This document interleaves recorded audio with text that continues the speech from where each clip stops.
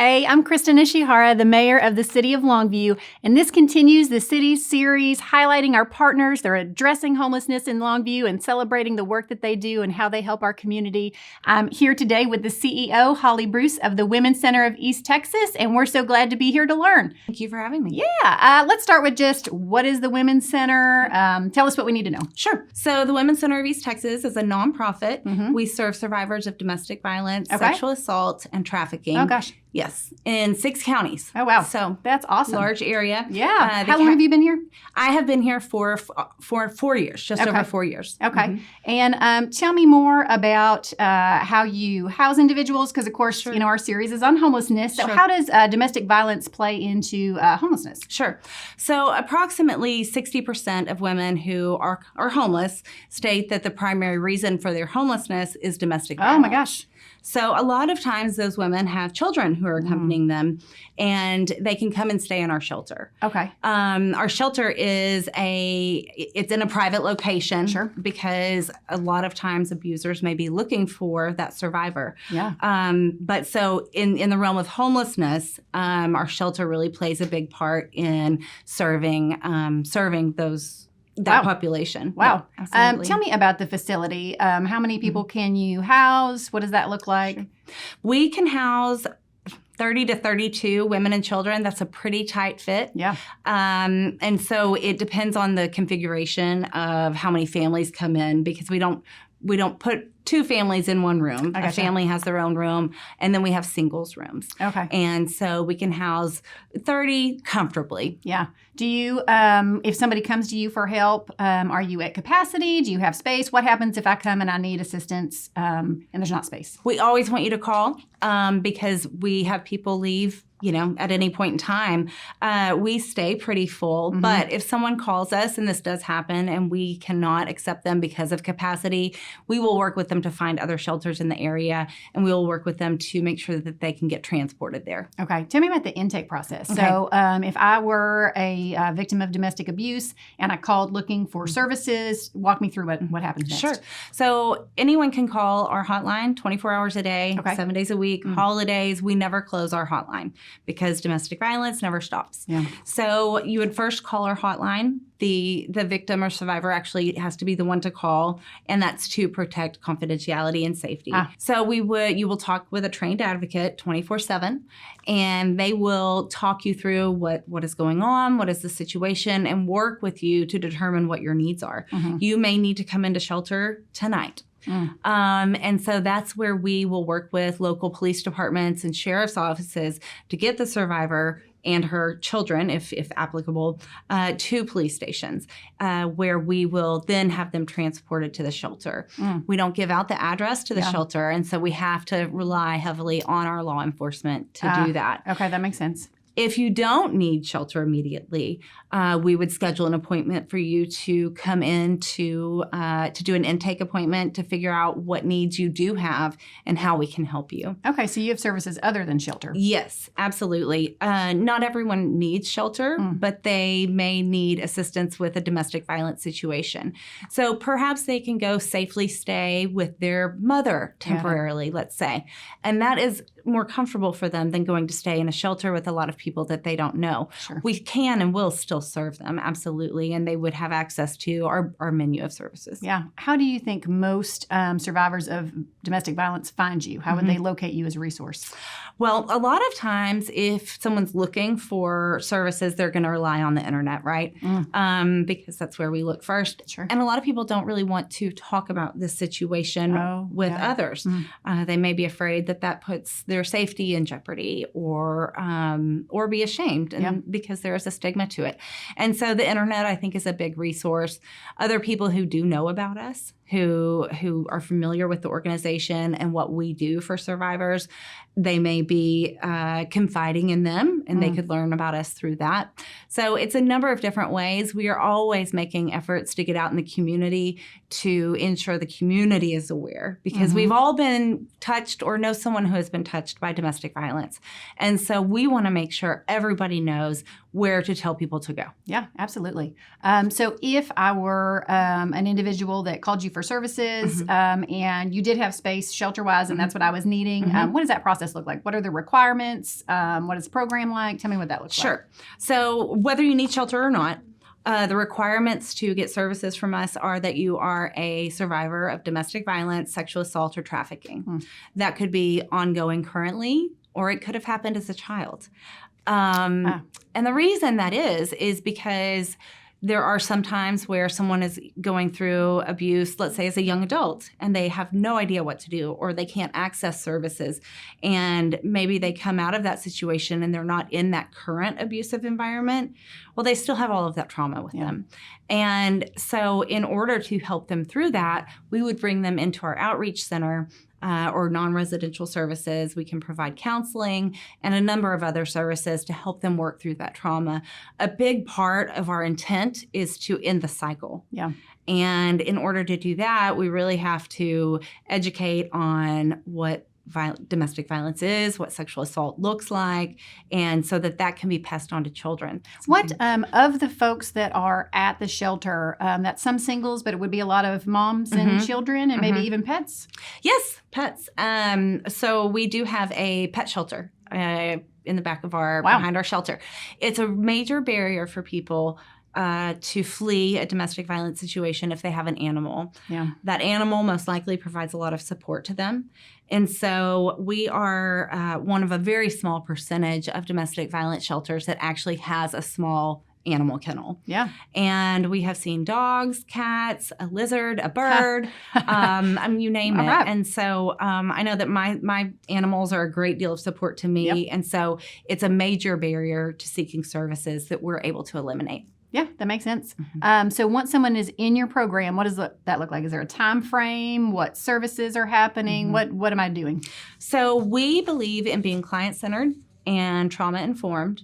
And in accordance with that, we can't prescribe cookie cutter or specific programs for different people. We may have one person come in and it take 4 weeks for her to recover from physical injuries.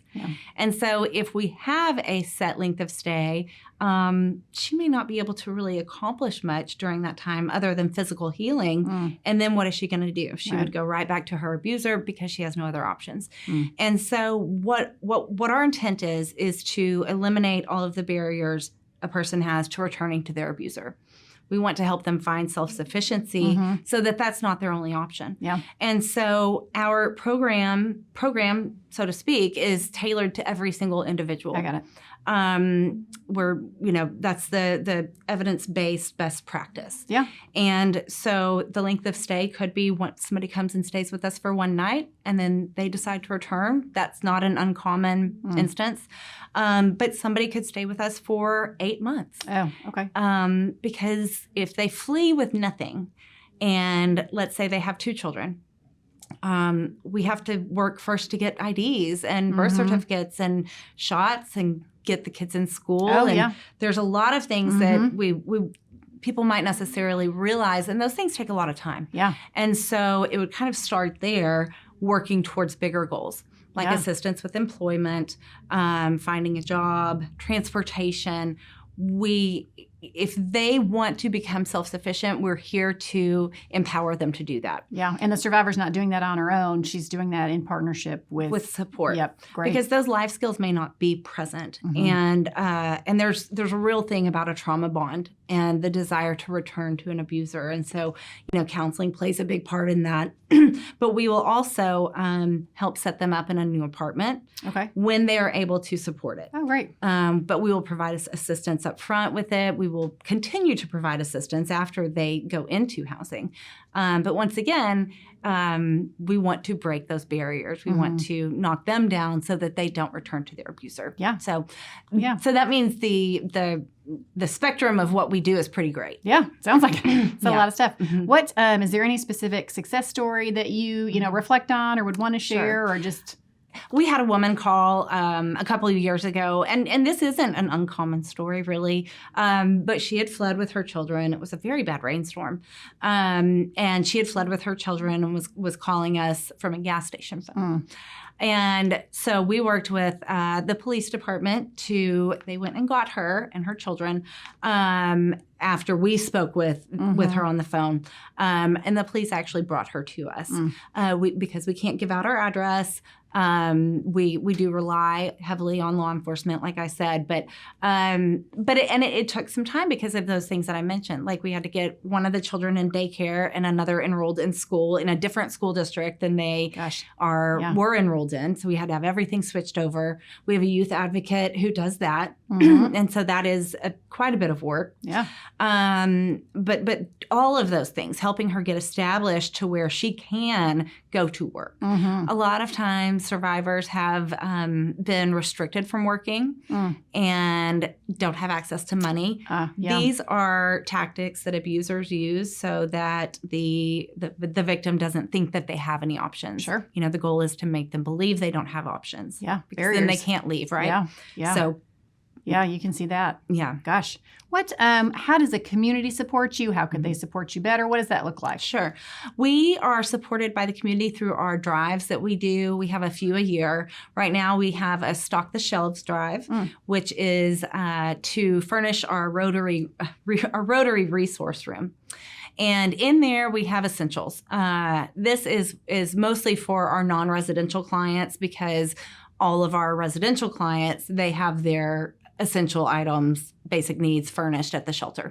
But so for our outreach clients or non-residential, they can come in here and go to our Rotary resource room, get feminine products. And so hygiene items, diapers, formula, that kind of thing. Okay. We also have what we call SOS kits. That's starting over safely. That's what we utilize to furnish an apartment when we put someone in a new place to live. Yeah. And so think of all the things that you need if you're moving into your first place, or you're moving in and you really have nothing. Yeah. Fortunately, we rely on Hope's Closet to obtain some of that stuff as well. We have 4 Hope's Closet stores. And the community supports us through shopping at and donating to Hope's Closet as well. Okay. Yeah. Tell me about your funding. How are you funded? Sure. How do you pay the bills? Finally, monetary donations is one of the major ones there. So we rely on individuals, companies, churches, United Ways, the counties that we serve give us funds, private foundations. Hope's Closet is our biggest funder. And then, of course, state and federal grants as well. Okay, great. So there would be a lot of ways for someone that was interested to plug in. Yes. How does the city partner with you? So that's really our strongest or most frequent collaboration is with the Longview Police Department. Sure. They rely on us and we rely on them. Yeah. Heavily. And as well as EMS. I mean, we call EMS because we have clients with health issues. So we regularly contact them as well. But when the police are dispatched to a family violence situation, they would ideally share resources for the person to contact us. Sure. We have small cards we call hotline cards, and it just has our phone number, so you could just slip it in your pocket. You could hide it, so it's not found, because if you're staying with an abuser, you don't want that to be found. The police will give them these cards, our hotline cards, so that they can have that that resource. Sure. And we'll also provide them with a number of other resources that we're able to provide. Yeah. They also will transport individuals from the police station to our shelter if needed, because we don't give out our address. Yeah. The police are the first responders on scene if there is a domestic violence incident, and that can just be a verbal escalation, or it can, as we know, as we've seen, be a homicide investigation. And so they're first on the scene, and we rely on each other heavily to get the information to them. Yeah, and to provide the help that's needed. Absolutely. Yeah, that's an important partnership. One thing that I realized in talking to you that's unique about the Women's Center is that you have services and resources for the offenders themselves. So you're, kind of making sure that the survivor is taken care of, but then also offering what services to offenders or abusers? Education, really. And it's limited to that, but it is a intervention and prevention group. So our BIP program it stands for Batterers Intervention Prevention Program. And so that is held on another site, because we would never allow, the people who abuse to be around those who are abused. Yeah. So we have that at a different location, and it's mostly individuals who have been ordered by the court to attend. So when a person violates the law, a lot of times they are ordered to attend something like, a course on what child abuse does to the children, what the victimization does to a child if they see domestic violence, which we also offer that. So BIP really, the purpose of it is to try and teach individuals why their behavior is abusive. Oh, yeah. And because if they grew up in that, and their parents grew up in that, Sure. and their parents grew up in that, it's generational. Sure. And so that is not to take responsibility away from the actions of doing it, but they are court-ordered to be there to listen to why this behavior is a problem. Again, one of our goals is to end that generational cycle. Yeah. And if we can get through to those who abuse and make them think about why this behavior is wrong, then that's a positive. Yeah, that's an important service that I don't think anybody else is providing. So that's really great. Tell me what you would say to the community that says, we want to help the Women's Center. How could they get plugged in, or what could they do? You mentioned hygiene products, so hygiene donations, money donations, obviously always a good one. Obviously. Any other volunteer opportunities or ways to support the Women's Center? So individuals could get more involved and help promote us through social media. That doesn't cost a thing. Yep. Sexual Assault Awareness Month is coming up in April. Okay. And then October is Domestic Violence Awareness Month. Yep. And you do a conference then, right? We do a conference. Okay. Yeah, tell me about that. So we have a full-day conference, and we bring in speakers from around the nation who are just renowned experts in their fields. And the conference covers domestic violence, sexual assault, and trafficking. There are a number of opportunities to go to different classes, and we charge only a nominal fee to attend that. It's an excellent opportunity to network, certainly, but to learn more. And it's open to the entire community. Okay. Tell me about other relationships with nonprofits. How does that work, and how do you utilize that? I think that the nonprofit relationships that we have are really very strong. We stay in very close contact with the Martin House CAC specifically, but there's a number of other agencies that we collaborate with. We send a lot of the children who are in shelter to Boys and Girls Club. We work with Partners in Prevention. They offer a class to our clients, which is called Getting Ahead. And we refer to really any other agency for services that they have that we don't. Yeah, that's great. And vice versa. Yeah, perfect. Hollie, tell me about the numbers. So I know you shelter a certain number every year, but then your outreach program, what does that look like? Tell us the numbers. So we can serve through outreach and shelter. We can expect to serve around 1,500 to 2,000 people a year. Oh, okay. So it's a lot. So many of those individuals are coming through non-residential services, or after they exit shelter, they utilize non-residential services. We're not going to exit someone from shelter, put them in a new place, and say, we're out. Yeah.